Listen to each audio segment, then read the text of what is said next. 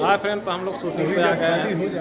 तो हम लोग आ गए सर से, आपको मिलवा रहे हैं। सर एक बार आइए, हमारे गोलू बाबू भी है। हेलो एवरीवन, आज हम लोगों का यहाँ पे शूटिंग चल रहा है बैरियर नाम, जो कि हम लोग पुलिस का किरदार निभा रहे हैं। और तो हम लोग जा रहे हैं रील्स वीडियो बनाने। सर जी बनाएंगे आज डबल स्टार।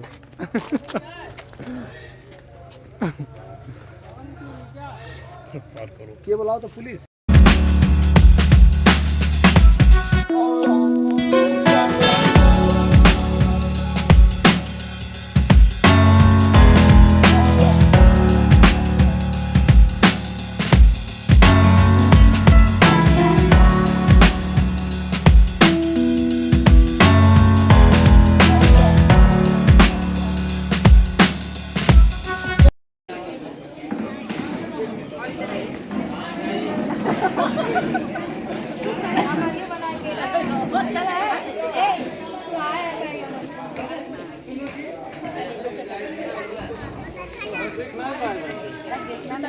आप बनाओ खाली बस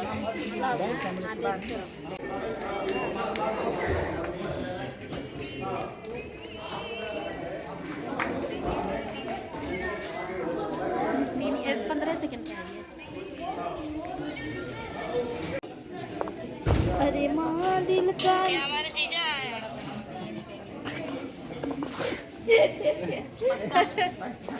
कैसन वाला रे क्या है